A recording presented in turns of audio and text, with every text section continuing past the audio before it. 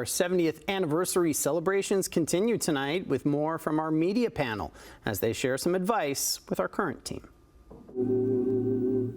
Channel 11. Be creative, please. Please be creative.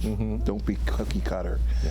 It's so easy to walk in and do this job 5 days a week and do what you have to do and go home. Care about what you're going to do. Care the fact that people are listening to you, not just your mom and your dad.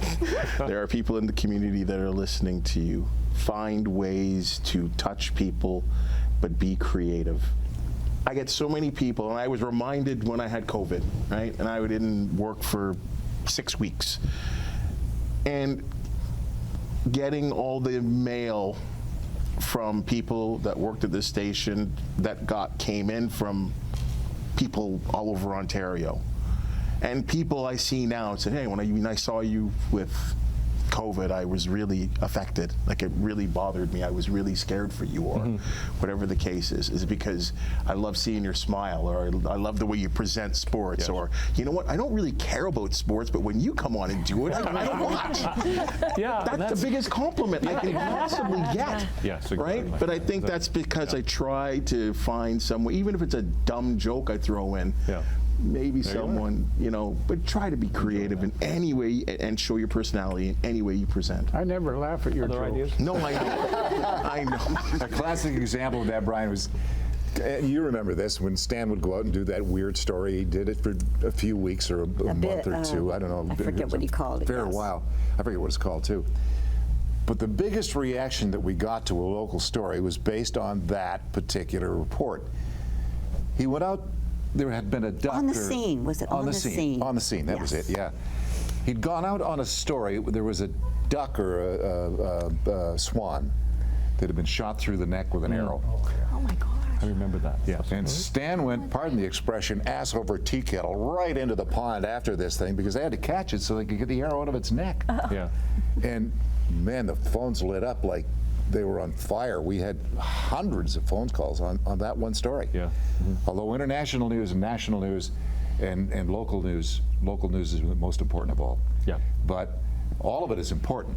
But what people remember is the duck with the arrow and the crazy reporter who decided to jump in the pond and save him. Yeah. That's your creativity, that's right? what they remember. That's creativity. That Bob is saying.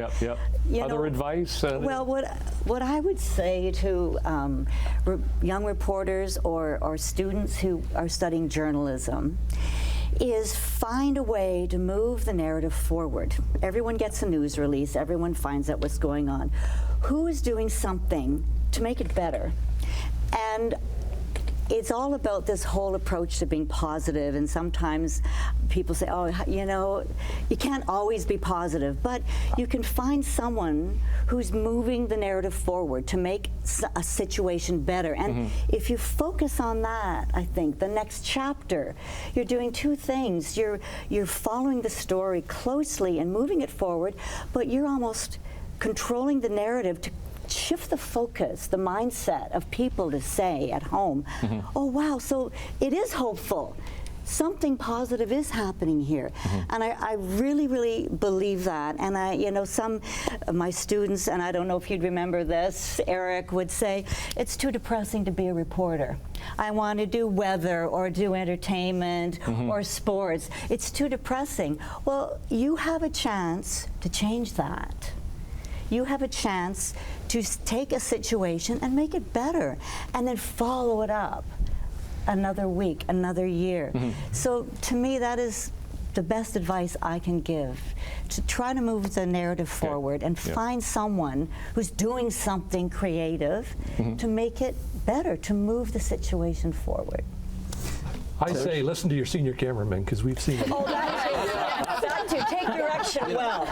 Take direction. And what you just said, Connie, is what Dwayne would always tell me too if we were out. You're like, we need to find a way to make this like a happier story. This is great. Too much sad news. We need Isn't that what we hear? We hear that. We hear that all the time. Why don't didn't you we? be like that when you worked with I was me? always kind with you, Alex. He reminds me of the old curmudgeon on the Muppets. You know what I'm saying? You only have fun with the ones you love, and we all love you. You know what? I have a long-lasting memory of these two.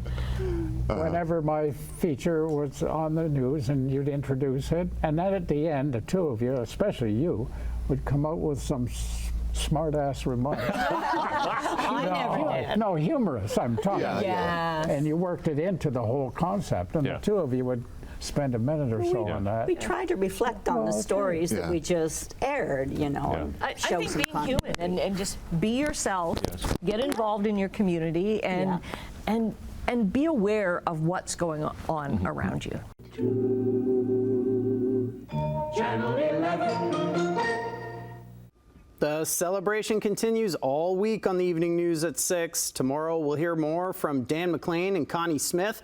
And tune in to Morning Live just after 7 a.m. tomorrow when Annette Hom interviews her longtime co-host, Bob Cowan.